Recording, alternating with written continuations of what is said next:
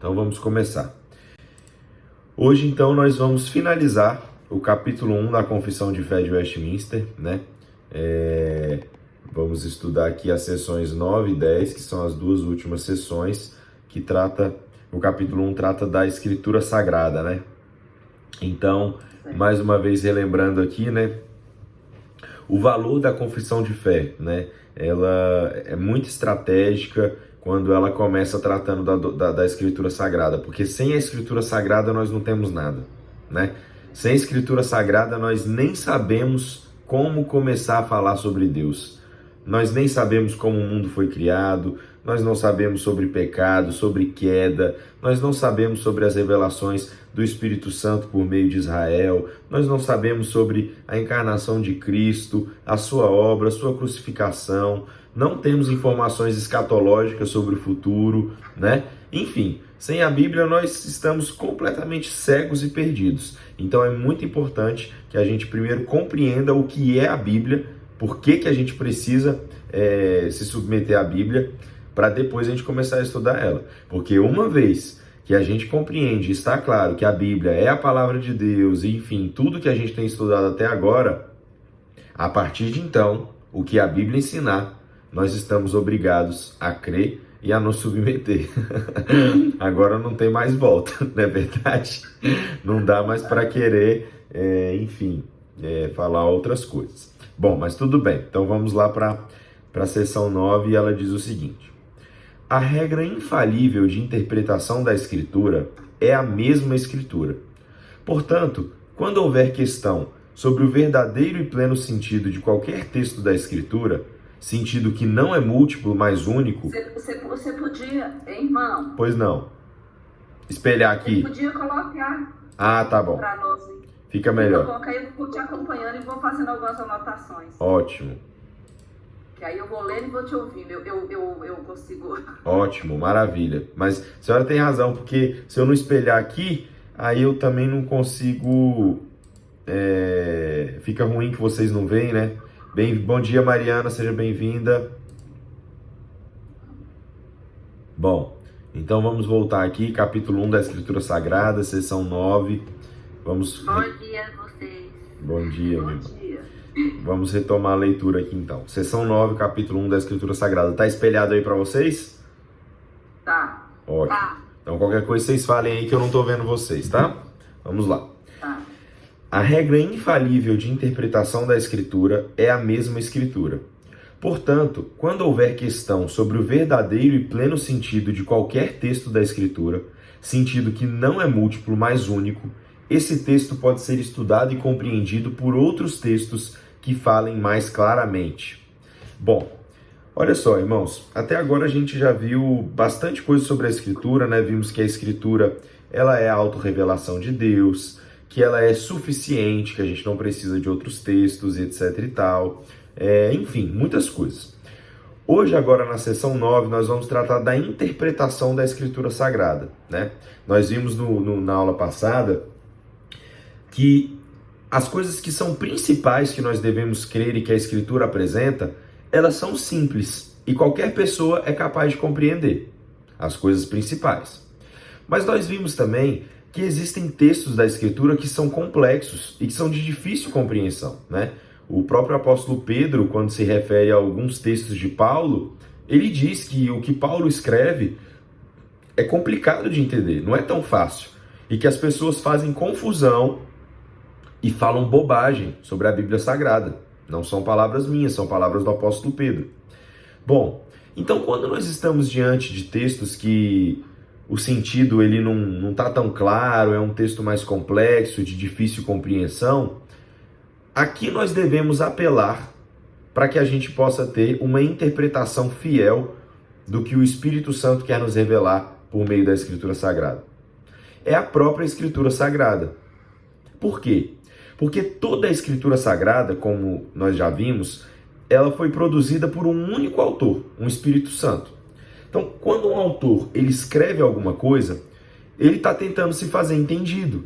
Ele tem uma mensagem determinada que ele pretende passar para os receptores, para os leitores do seu livro, não é verdade? Então, Uma das coisas muito boas quando a gente tem um autor vivo que nos ajuda a compreender os seus textos é entrevistá-lo, né? Então suponhamos que um autor publica um livro e tem determinada passagem do livro que a gente não consegue compreender. Aí o que nós vamos fazer? Nós vamos entrevistar uma outra pessoa qualquer sobre o sentido daquele livro, ou nós vamos entrevistar o próprio autor do livro? O próprio autor do livro, é claro. Ele tem uma mensagem para passar e quer se fazer entendido. Bom, no caso do Espírito Santo é a mesma coisa. Quando tem uma passagem da Bíblia que está difícil da gente compreender, nós vamos consultar o Espírito Santo. Como? Em uma outra passagem da Escritura que fale sobre o mesmo tema. Então, geralmente, o que está complexo, uma matéria na Bíblia que está de difícil entendimento em um determinado texto, vai ser esclarecido por um outro texto que está mais claro. E aí nós vamos, assim, digamos assim, compondo esse quebra-cabeça, tá certo? Olha lá, 2 Pedro, capítulo 1, versículo 21. Porque nunca jamais qualquer profecia foi dada por vontade humana. Entretanto, homens santos falaram da parte de Deus, movidos pelo Espírito Santo. Então a Bíblia Sagrada ela não foi produzida por vontade humana. Foram homens que falaram da parte de Deus, movidos pelo Espírito Santo. Então, não há nenhum problema eu esclarecer o sentido, por exemplo, de um texto que está lá no profeta Isaías por meio do Evangelho de Mateus. Porque foi um só autor que construiu toda a Escritura. É uma só mensagem, é um só Deus. A autorrevelação de um só Senhor. Então é assim que a gente procede quando a gente quer interpretar um texto da Escritura Sagrada, tá certo? Então, como o Espírito Santo é o autor de toda a Escritura, podemos encontrar maior clareza e coerência a respeito do significado do que ele nos diz em um texto da Escritura, consultando outro texto da Escritura. Não pode haver contradição na Escritura, visto que ela foi produzida por um único e perfeito autor. Então, às vezes, na Bíblia, há aparentes contradições, né? As pessoas gostam de pegar lá uns versículozinhos bíblicos e falar, não, mas aqui está escrito A e ali está escrito B. Geralmente, essas contradições elas são aparentes. Se nós formos meditar na Escritura, compreender o contexto em que aquilo foi escrito, o gênero literário em que aquele versículo bíblico se encontra, o propósito daquele livro, nós vamos compreender que, na verdade, não há nenhuma contradição, tá certo? Na Bíblia Sagrada. Bom, então a resposta para a compreensão da Escritura precisa ser encontrada dentro da própria Escritura. Isso, irmãos, parece óbvio. Não sei se parece, né? Acho que deveria parecer, mas vocês sabiam, por exemplo, que em algumas igrejas, por exemplo, na Igreja Católica Romana, eles compreendem que o sentido da Escritura é dado pela própria igreja. Ou seja, o Papa, os cardeais, enfim, as autoridades da igreja são aqueles que têm em si a autoridade para dizer o sentido da Escritura. Mas olha só, isso não faz sentido, meus irmãos. Porque se Deus, ele se autorrevelou por meio da sua palavra, significa que ele não gostaria, digamos assim, não me compreendam mal, que outros não falassem por ele. Deus está dizendo, olha, eu tenho boca, eu sou um Deus vivo, eu estou vivo, e eu falo acerca de mim mesmo. É claro que Deus envia, que Deus usa as pessoas, né? Até para a própria produção da Escritura, ele usa os pregadores do Evangelho, mas nós não podemos remover a fonte da Escritura Sagrada. Então, quando nós trazemos a autoridade da Escritura Sagrada para um homem e damos a ele o poder de dizer qual é o sentido da Escritura Sagrada, ainda que indiretamente, nós estamos dando poder para aquele homem dizer quem é Deus. E nós não podemos fazer isso. Nós temos que encontrar o sentido da Escritura Sagrada na própria Escritura Sagrada. É somente o Espírito Santo que pode falar acerca de si mesmo.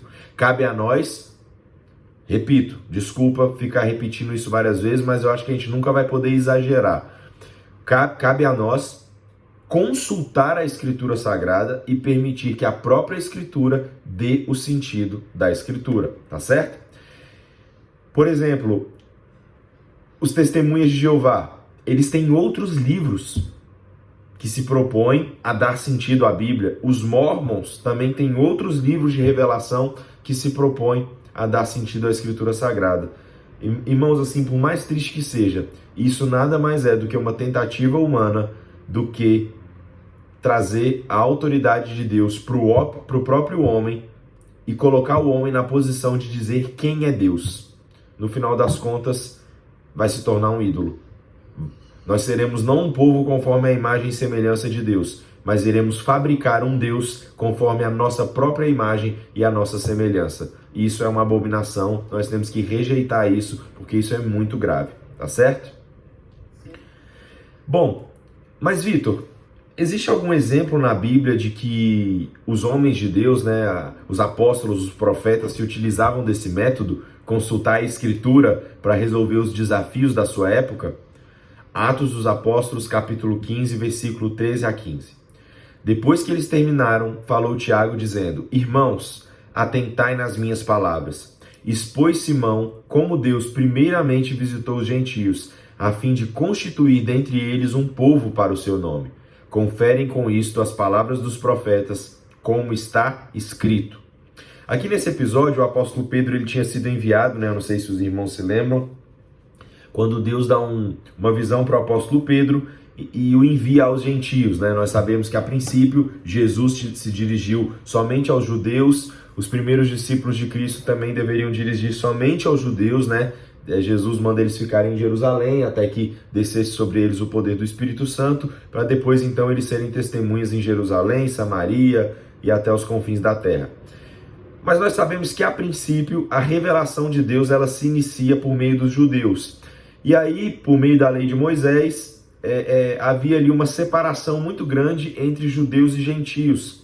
Então, os judeus eles eram muito exclusivistas. Eles não queriam se dirigir aos gentios. Então, quando Deus dá essa revelação para o apóstolo Pedro, ou seja, olha,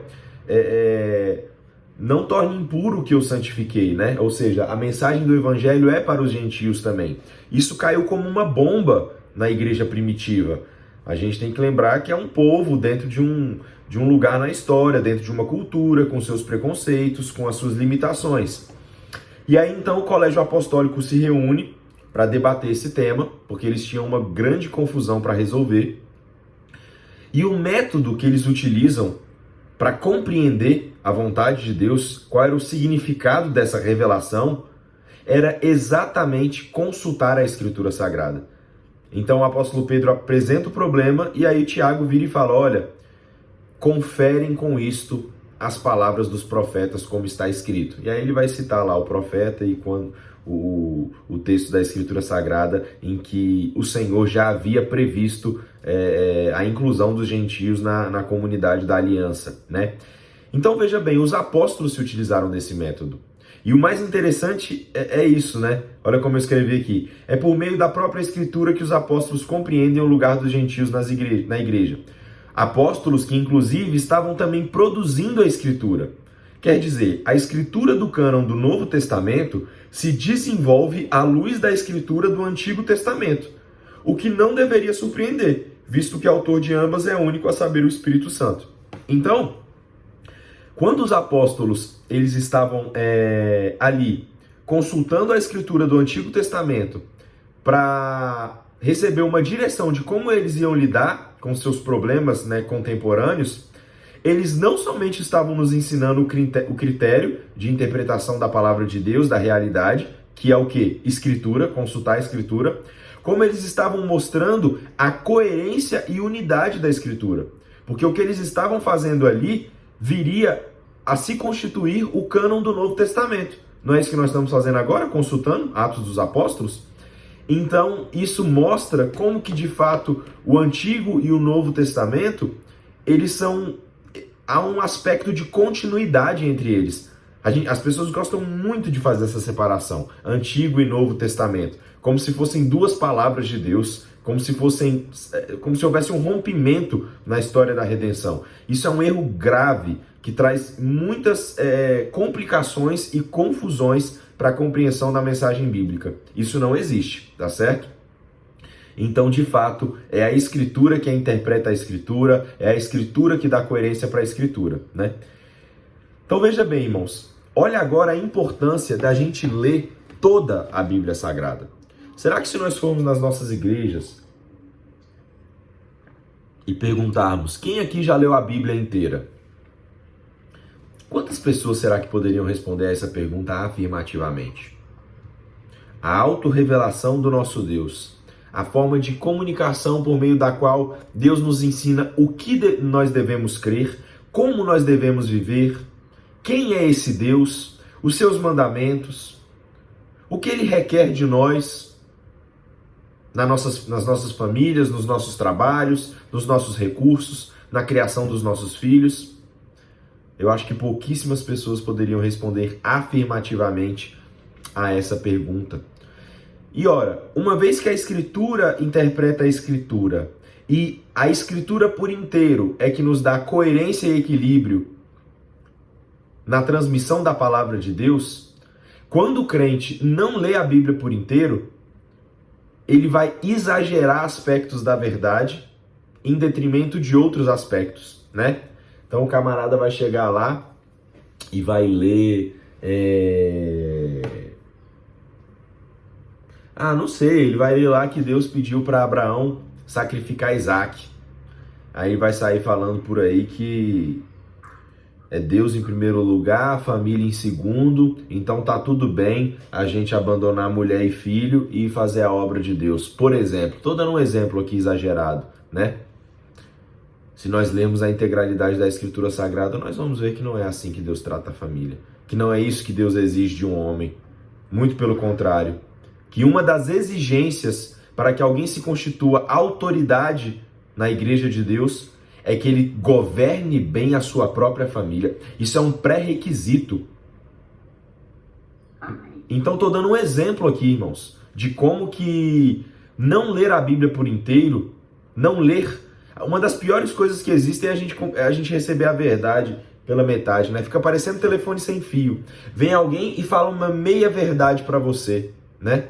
Você vai aconselhar um casal, aí vem só o marido e fala a versão dele. O que ele está falando pode até ser verdade, mas é só metade da história. E aí você, a partir daquilo, vai fazer uma avaliação completamente equivocada da realidade. E eu estou falando de uma situação de um casal, uma coisa humana. Agora imagine em relação à palavra de Deus, né? Então, o cristão que não lê a Escritura em sua integralidade e recorrentemente, tá? Não é ler uma vez e ponto não, a gente tem que ler sempre, o resto da vida. Geralmente exagera aspectos da verdade revelada em detrimento de outros, desenvolvendo uma fé míope que resulta em uma espiritualidade prática deficiente.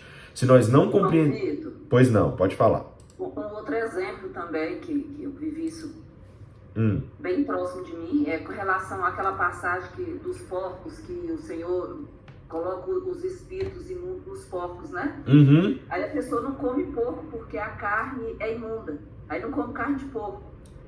E, sabe, assim, é exatamente isso, essa falta do conhecimento dela. E quando eu fui argumentar isso, ela foi naquele versículo, sabe? E tá uma situação tão enraizada que... Sim. Sim. É complicado, né? Muito complicado. Esse conhecimento como um todo. Muito complicado, irmã Marilene. E eu vou além, viu? E muitas vezes as pessoas querem respostas por versículos bíblicos. As pessoas pensam que todas as respostas estarão em um versículo bíblico. E não é bem assim. Não é bem assim.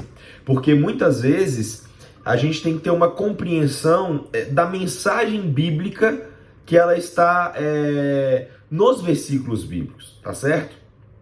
Então nem sempre a pessoa pega aquele versículo bíblico, aplica ele de qualquer maneira e pensa que ela, a partir dali, tem uma resposta para tudo, né? E geralmente tira de contexto também, né? Geralmente tira de contexto também. Então, assim, isso é uma coisa muito grave, né?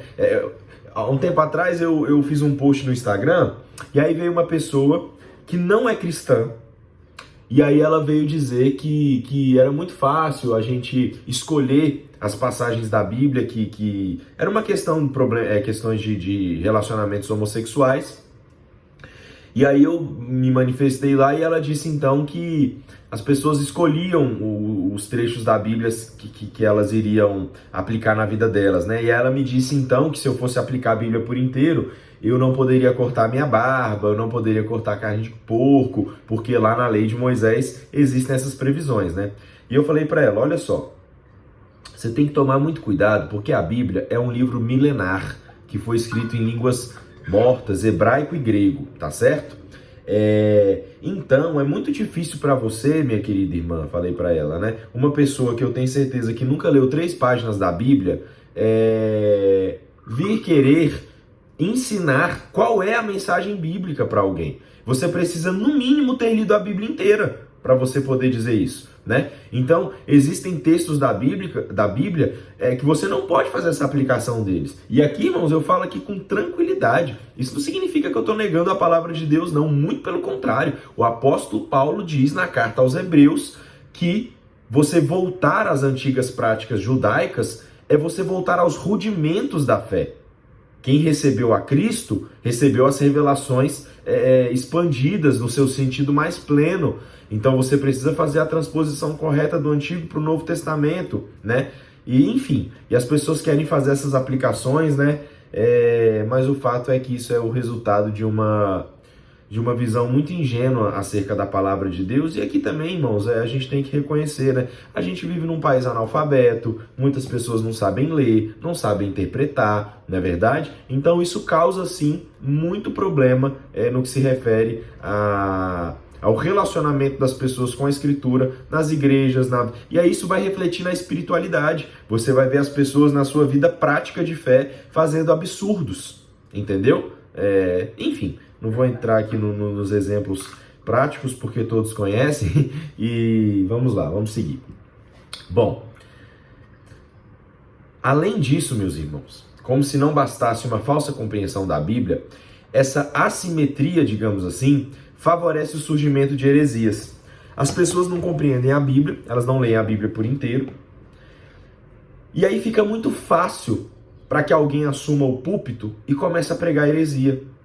A pessoa geralmente é alguém que fala bem, tem uma capacidade de oratória boa, vai pegar um versículo bíblico, vai exagerar aquele aspecto da verdade, e toda a congregação será convencida de que aquilo é verdade, e muitas vezes a pessoa está ensinando uma coisa que não tem nada a ver, quando não é exatamente oposta à palavra de Deus, né? A gente vê aí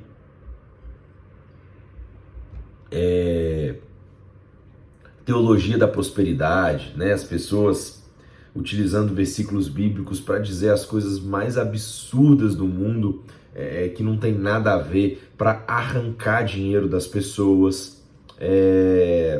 Me ajudem aí, quem tem algum exemplo? Muitos homens, pastores, querem se colocar na posição de sacerdotes, como se eles fossem sacerdotes do Antigo Testamento, né?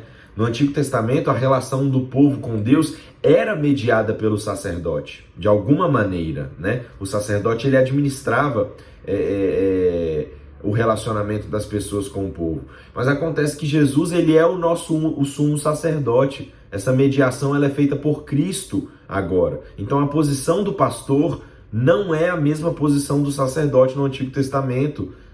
E aí muitas pessoas vão lá e vão dizer que o pastor é o sacerdote, então a pessoa tem que levar a oferta para o sacerdote, e se não fizer isso, ela não vai poder ter um relacionamento genuíno com Deus. Enfim, muitas coisas dessa natureza. E aí a igreja acaba se tornando um ambiente fértil para heresias, né? Para as coisas mais malucas assim. Uma situação com relação a isso que você está falando, eu acho que, porque o pastor, ele tem que ser visto como um facilitador, né? Como uma pessoa que está ali Mas não, tem muitas situações, e a gente às vezes vive isso, dele querer ser acima, ser a autoridade máxima, inclusive que família, a prioridade é aqui, você tem um compromisso com família, mas você tem aqui, a prioridade é essa. Aí perde aquele sentido, aquele guarda-chuva, né, que eu sempre falo, prioridade é Jesus, depois minha família, depois, né, tem essa ordem. Sim. E quando você não faz isso, sabe, porque você está desobedecendo, você está em pecado, que você não está obedecendo a autoridade, e aí leva as pessoas que não conhecem a palavra, que não lê, né, as escrituras sagradas, a colocar o homem acima de tudo. Aí daqui a pouco está fazendo só por obra, está trabalhando para o homem. Aí quando vem qualquer situação, a pessoa não está pronta. Por quê? Porque o homem cai, o homem é falho, Sim. né? É sim. Aí qualquer coisa que essa pessoa cometa, uma palavra que ela diz que não é bem vista, ai, mas meu Deus, me magoei. Por quê? Porque está vivendo, andando e olhando para o homem. Eu acho que quando faz isso, ele acaba trazendo um peso grande demais para a vida dele. O pastor, a pastora, que se coloca nessa posição, e a gente vê isso acontecer demais. Misericórdia, né? Deus que me livre. É verdade mesmo. Já basta o peso da vida, já basta o peso de ser crente, de lutar contra o pecado, de, enfim, enfrentar os desafios naturais de todo cristão. De fato, essa é uma carga que a gente não pode levar e Deus não espera que a gente leve. Cristo já levou na cruz do Calvário, né? Mas a senhora tem toda a razão, Marilene. Infelizmente isso acontece muito, né? O sentido único do texto bíblico. É muito importante salientar que o texto bíblico tem um único sentido e não múltiplos. Irmãos, eu estou fazendo um seminário teológico, né? A gente estuda muito a história da interpretação da Bíblia, a história da igreja. E a gente vê ao longo da história, isso é uma constante, uma guerra, vamos dizer assim, dentro da igreja. No sentido da interpretação alegórica. O que é interpretação alegórica? Interpretação alegórica é você pegar o texto bíblico e tentar encontrar ali sentidos ocultos que não sejam explícitos no texto sagrado. Então, por exemplo, a pessoa chega lá e faz assim, olha, lá naquele episódio em que Jesus estava dentro da casa, e aí chegou o paralítico com 4 amigos, e aí os 4 amigos levantaram ele, tiraram o telhado e colocaram por cima. Você sabe que aqueles 4 amigos, né? Um representa o seu pastor, o outro representa a sua família, o outro representa o seu trabalho e o outro representa os seus amigos. Isso é uma interpretação alegórica. O texto bíblico não está dizendo isso. O texto bíblico está dizendo que havia 4 homens que pegaram um paralítico, tiraram o telhado e colocaram ele dentro da casa por meio do telhado. A gente não pode imputar ao texto um sentido que ele não tem. Porque olha só, isso é uma coisa muito grave, irmãos, muito grave mesmo. A gente disse que um texto ele é feito para passar uma mensagem do autor, né? Ele tem um sentido determinado do autor para comunicar. Agora, se eu pego esse texto e encontro nele significados que não eram aqueles predeterminados pelo autor, eu me torno o autor do texto. Eu vou dizer o que o texto está dizendo. Então eu excluo o autor do texto e eu, que a princípio era um mero leitor, me torno o autor do texto. Isso é muito grave quando se trata da palavra de Deus. Será que a gente pode pegar a palavra de Deus, eliminar o sentido que o Espírito Santo tinha para nos dar? Quer dizer, Deus se auto-revelou, ele inspirou homens para registrar a sua vontade, para mim e para você, e aí eu vou pegar esse texto, vou pegar o sentido explícito e evidente dele, vou deixar de lado e vou encontrar um sentido oculto que com certeza absoluta vai ser fruto do meu coração enganoso, das minhas imaginações. Irmãos, nós somos apenas seres humanos, a nossa inteligência é limitada. O nosso campo de visão é muito pequeno.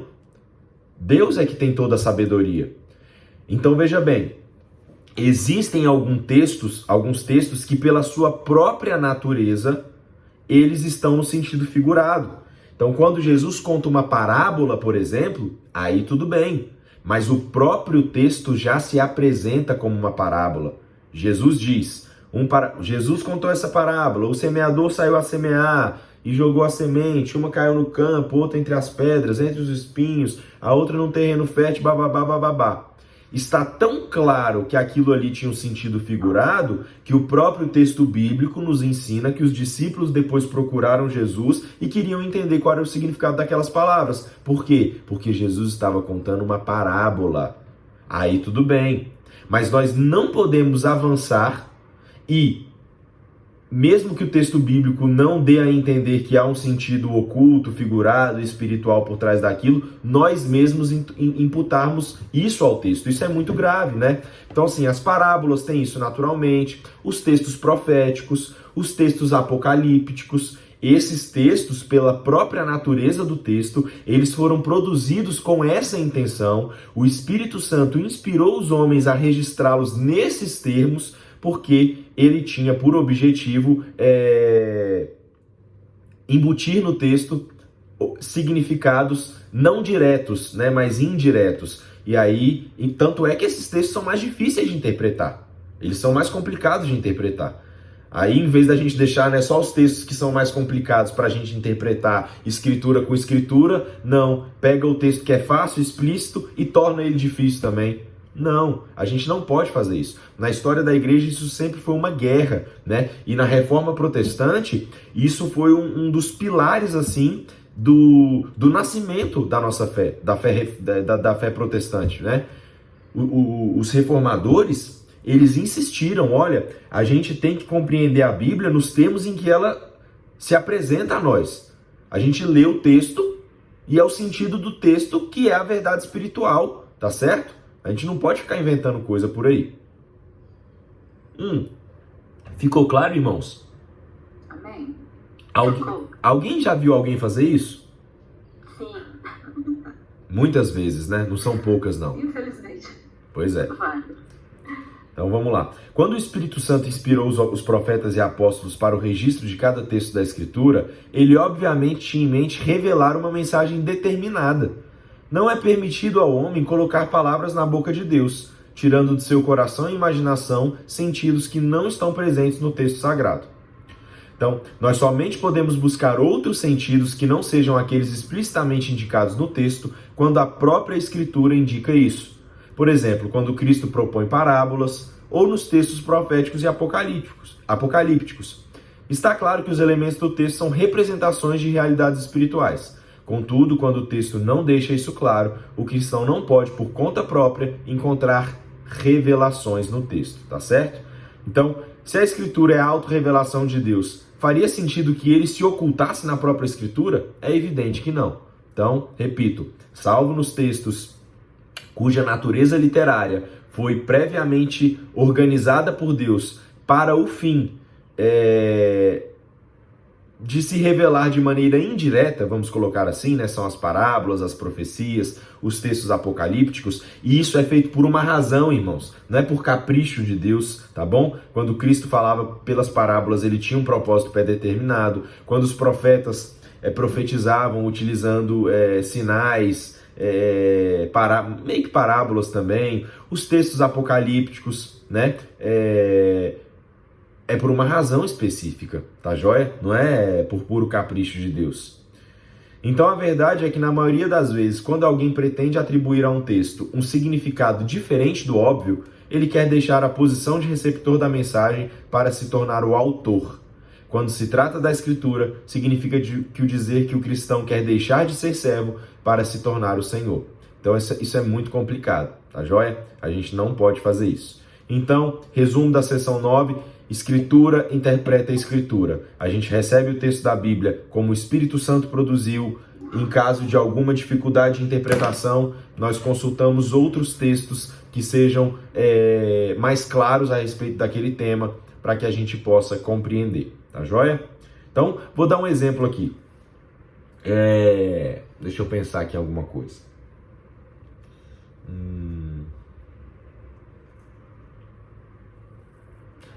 Sei lá, irmãos, quando o apóstolo Paulo vira e fala que a mulher deve ser submissa ao marido e que ela deve ficar em silêncio na igreja, etc e tal. Aí, a princípio, alguém vai falar, nossa, mas, poxa, então uma mensagem machista, né? É uma mensagem extremamente diminuidora da figura feminina, coloca a mulher numa posição quase como se ela tivesse em si mesma menos dignidade do que o homem. Bom, mas como é que Jesus tratava as mulheres, né? O apóstolo Paulo, enviado por Cristo, ele está debaixo de Cristo. Como é que Cristo tratava as mulheres? Ele tratava as mulheres com menos dignidade? Jesus parecia olhar para os homens e pensar nos homens como seres mais elevados do que as mulheres? Acho que não, né? Ele pegou aquela mulher lá que foi pega em flagrante adultério e resgatou a dignidade dela, né? Ele aceitava a contribuição daquelas mulheres lá que acompanhavam ele, financiavam o ministério de Cristo. Ele esteve com Marta e Maria lá, né? Ensinou a Maria e a Marta, sua irmã, acho que ficou hospedado na casa delas. Enfim, Jesus deixou bem claro que ele odeia o divórcio, né?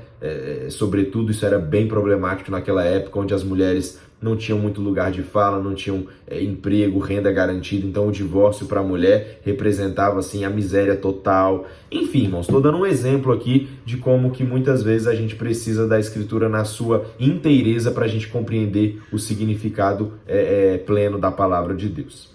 Vamos lá, seção 10. O juiz supremo, pelo qual todas as controvérsias religiosas têm de ser determinadas e por quem serão examinados todos os requetos de concílios, todas as opiniões dos antigos escritores, todas as doutrinas de homens e opiniões particulares, o juiz supremo em cuja sentença nos devemos firmar não pode ser outro, senão o Espírito Santo falando na Escritura. Então, qual que é o juiz, irmão? Eu já falei, Marilene já falou, Mariana já falou, já pegamos aqui o que Agostinho escreveu, o que Lutero, Calvino falou, o que o outro pastor ali da atualidade falou, o John Piper, o Martin Lloyd Jones, enfim, tudo falou. Aí vem outra pessoa que dá opinião também, não, mas lá em casa uma vez eu fiz isso, eu fiz aquilo e não deu certo, porque o meu marido sei lá o que, bababá, já teve tudo, irmão. Tudo bem, tá tudo posto na mesa. Vamos dar uma sentença, quem é que julga? O Espírito Santo. Como? Vamos orar aqui e ver o que o Espírito Santo fala a respeito dessa... Não, é o Espírito Santo falando na Escritura. Já está revelado. A Bíblia é a nossa única regra de fé e de prática. Mateus capítulo 22, versículo 29. Respondeu-lhes Jesus: errais, não conhecendo as Escrituras nem o poder de Deus. É incrível como que a Bíblia faz uma conexão íntima entre o poder de Deus e a Escritura, né? Então o Senhor Jesus Cristo, ele repreendia as pessoas porque elas eram ignorantes em relação à Escritura Sagrada. E por serem ignorantes em relação à Escritura, elas não podiam contemplar o poder de Deus, tá certo?